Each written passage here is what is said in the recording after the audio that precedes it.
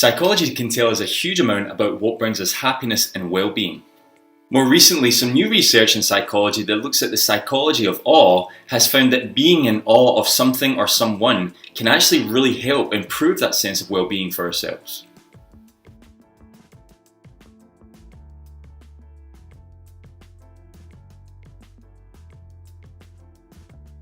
Guys, welcome to another week's episode of GetPsyched, and this week we're going to be looking at the psychology of awe.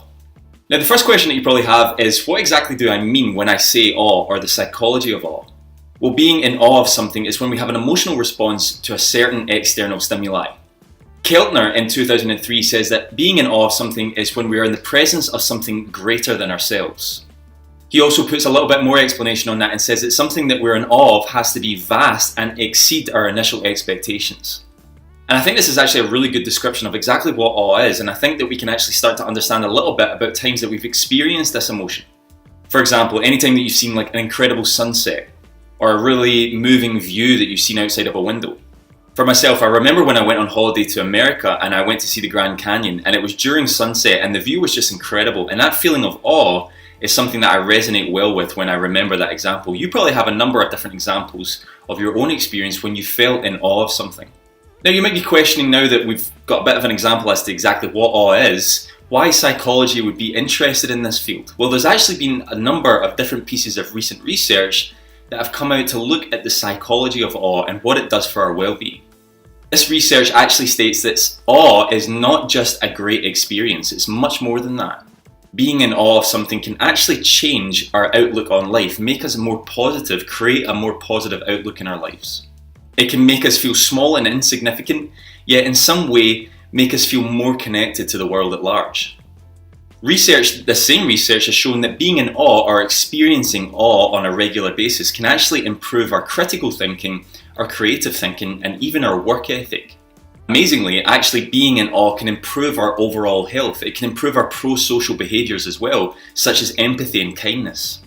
And once again, this research shows that being in awe of something can actually reconfigure our sense of time and can help us live more in the moment and value the more immediate moments in our lives. In total, awe actually has a huge impact in our lives in a positive way. We have improved senses of health and mental well-being, and we also have an improved outlook on life just by being in awe of something. So there's actually massive value for psychology to look at awe.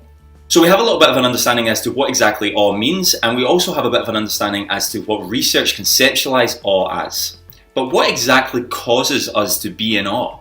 Now, as I said earlier, we probably all have had that experience of being in awe. Just seeing a clear sky at night and seeing all the stars might actually resonate that feeling of awe for you. Even things like watching an athlete at the top of their game can bring that sense of awe. This doesn't have to be something where you just look at beautiful landscapes or sunsets to be in awe. You can actually see performances from other people to initiate that feeling of awe as well. And in truth, awe is actually very similar to things such as love, gratitude, wonder, and admiration. What separates awe from these things, though, is that connection that you feel to what you're experiencing. That feeling of being small and insignificant, yet directly connected to what you're experiencing, puts awe on a different platform from those things I've spoken about just a minute ago. Keltner in 2003, as I said earlier, came up with a really good description of what awe is, but he also goes into a little bit more detail and says that being in awe is kind of straddling between being in fear and having huge admiration for what you're witnessing.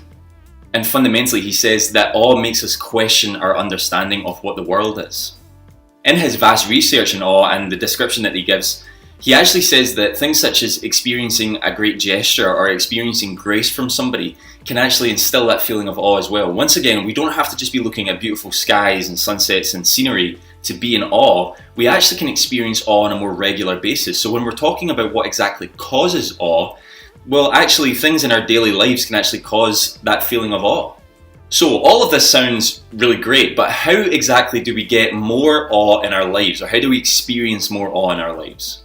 It may be easy for you to think that being in awe of something is something that only happens a couple of times a year, for example, when you really feel that sense of being in awe. Well, recent research in the psychology of awe has actually found that this isn't the case. We have numerous opportunities to be in awe of something in our daily lives. This research established that every person experiences a sense of awe once every 3 days on average.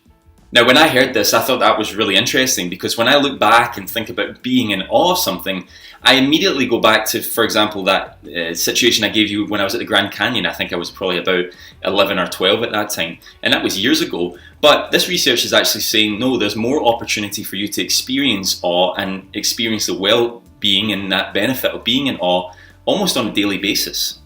In that research, people often reported hearing live music or seeing people stand up to injustices as experiencing awe, and they were seeing that almost on a daily basis, like the research says.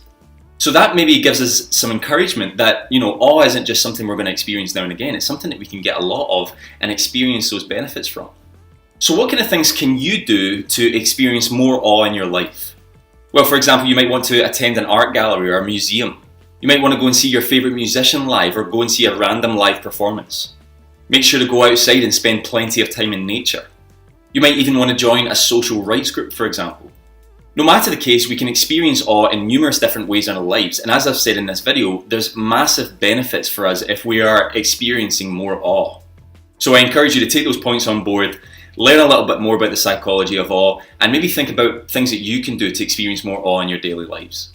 Guys, thanks so much for watching this week's episode of GetPsyched. This week we've been looking at the psychology of awe. I hope you guys have been appreciating the videos. If you have, then make sure to comment, like, you can share the videos as well. Make sure to hit that subscribe button, and you can hit that little bell next to the subscribe button where you'll get alerts and reminders every week when I upload. Thanks so much for watching, guys, again, and hopefully catch you next week.